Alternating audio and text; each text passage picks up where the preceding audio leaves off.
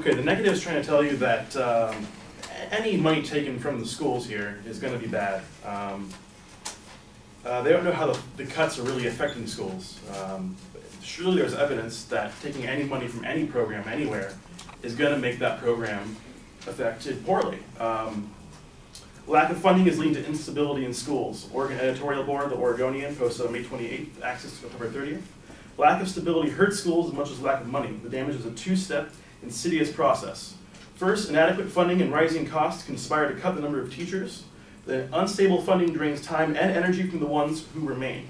If you take money from a program and expect the program to still perform at the high level that it does, that's asking way too much of the program. That's obviously not going to happen if you cut funding from schools, and that's how the cuts are going to affect the Oregonian education system. They say that for subpoint B, we stated that closed schools are going to lead to larger class sizes, and that ultimately it's going to lead to dropouts. So they're saying that poverty is also leading cause of dropouts. It's unclear on the evidence brought up by them that where they're talking about. This is, again, a debate about Oregonian educational systems and the dropouts that happen in the said educational system. That could be happening anywhere. We're talking about Oregon here. It's unclear on who or specifically what kind of student that affects. In subpoint A, we say that marijuana is going to generate revenue to the tune of $1.4 to $2.4 million. They say that there's no guarantee on how much money is actually going to be raised. Legalized marijuana will generate $1.9 billion. Caroline Fairchild, Associate Business Editor, Huffington Post, published April 20th, 2013, access October 24, 2013. Washington and Colorado, both states that have legalized the use of marijuana recreationally, will serve as litmus tests to measure the possible fiscal impact of marijuana legalization on a national level.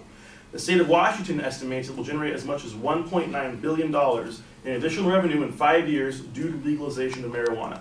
The program that we're trying to follow here in Oregon is the program that of Colorado. We're trying to tax marijuana sales directly and put it back into the educational systems. They said that it's an all-cash process. You go into a clinic, your local pot shop, you're using your debit and credit card, that's not going to be honored. Any state where you already have medical marijuana that's legal, you can walk into that clinic and you can use your debit and credit card. So it's actually not an all-cash business, and it will be tracked that way as well.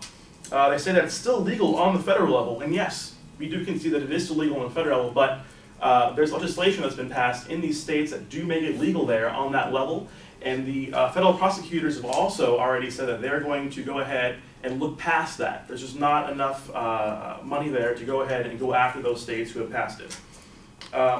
They say that any taxes that are generated by marijuana here in our subpoint C, they don't know where it's going to go. They say it's going to go right back to regulation. Taxes from the new proposal are going to benefit the schools and police in Oregon. The Oregonian Editorial Board, the Oregonian, posted on October 28th, access October 28th.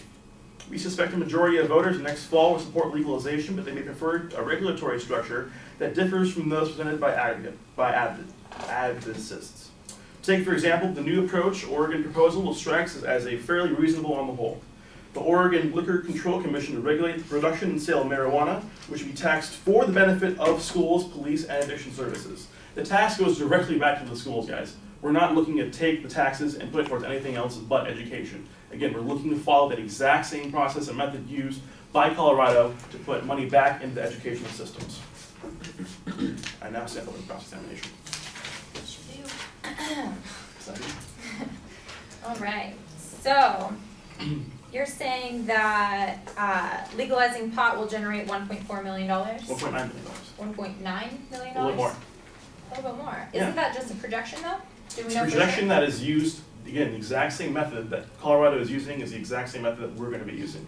So it's a projection that's used in that state, and if we use the exact same process, the exact same amount of money, if not more, we'll be generating in Oregon. Has Colorado had any of that money generated back to them yet? Isn't Yes. it still being implemented, though? It's still being implemented, but the projections for the educational systems that they're going to go ahead and use there have already started to trickle through the beginning of the process. So it's still just a projection. We don't really know how much they will get. Yes. Okay. So also, you're saying that it is still federally illegal and that they're saying that they're going to look past it, but do you know for sure that they're going to look past it? Because just like the medical marijuana, they said that it'll be fine, and it's cracking down everywhere. Exactly. The federal prosecutors, because these are things that were really instituted on the state level. It was brought to the legislation there, it was brought to the people of Washington, Colorado, and they all voted it in. Before in states like, for example, California, the state we're in now, it was instituted on the medical level. That's when it was kind of unclear and murky. Federal prosecutors went ahead and said that they're not. But didn't we vote on the medical as well? Just like their vote, just like Oregon. Their votes are recreational, our vote is medical, two separate issues. Still pot.